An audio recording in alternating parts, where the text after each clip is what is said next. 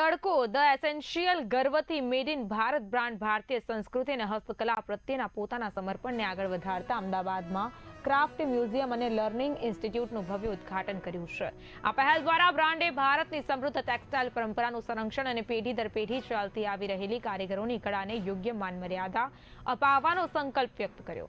તડકોના સ્થાપક કેતન પટેલે વર્ષોથી ભારતીય હસ્તકલા કારીગરો અને પરંપરાગત કાપડ સર્જકોને સતત પ્રોત્સાહન આપ્યું છે.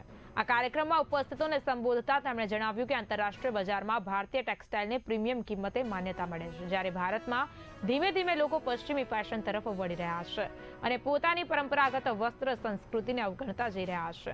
આ પહેલ દ્વારા તડકો પોતાની વારસાની ઉજવણી, કારીગરોના સશક્તિકરણ અને ભારતની પરંપરાગત હસ્તકલાઓને આવનારી પેઢીઓ સુધી જીવંત રાખવાના સંકલ્પને વધુ મજબૂત બનાવે છે. જે બધા આર્ટિઝન્સ ક્રાફ્ટથી બનેલી બ્રાન્ડ છે. કોઈ એક જણની બ્રાન્ડ નથી, કોઈ કેતન પટેલની બ્રાન્ડ નથી. આઈડિયાઝ મારી પાસે બહુ બધા છે, પણ એની ઇમ્પ્લિમેન્ટ જ્યાં સુધી મારી ટીમ, મારી કમિટી મેમ્બર્સ જ્યાં સુધી મને હા ના પડે ત્યાં સુધી આઈડિયાનો કોઈ મતલબ રહેતો નથી. હમણાં થોડા દિન પહેલાં વાત સાંભળી હતી કે નાસા ઉપર હવે કોલોની બનવાની છે.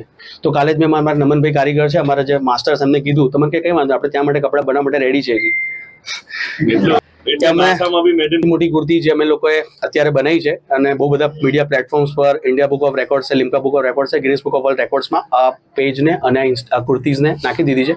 200 મીટર મોટાપનાની કુર્તી છે, 42 કિલો વેટ છે અને આ એક ભારતીય જે કળા છે એના હુનરનો તાકાત છે. આ ખાલી કુર્તી ના કે તડકોની કોઈ ઉપલબ્ધિ કે સિદ્ધિ છે.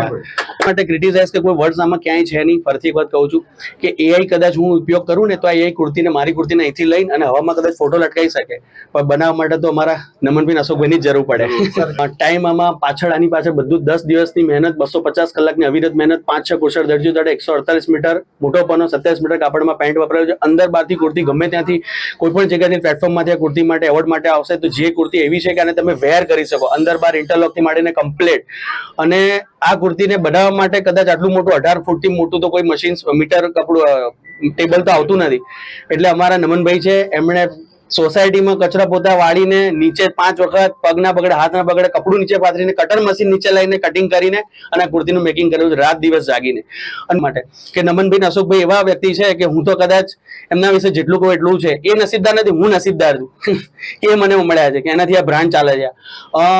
કોઈ દિવસ એવું નથી હજી સુધી એ હેન્ડવર્કની ટીમ હોય કે મારા અશોકભાઈ કે હિતેશભાઈ કે અમારા નમનભાઈ, કોઈ દિવસ આટલી મોટી ઉપલબ્ધિ થયા પછી કોઈ દિવસ હજી એમણે એવું નથી કીધું કે ગઈ કુર્તી બનાવી હતી એ 5 લાખમાં પડી છે કે 2 લાખમાં પડી કે 1 લાખમાં પડી. હજી સુધી એમણે કીધું નથી મને ક્યારે. એમણે ખાલી એટલું જ કીધું છે કે આપણે આ કલા, આર્ટ જેટલી છે એને જેટલું વધારે બને એનો ફેલાવો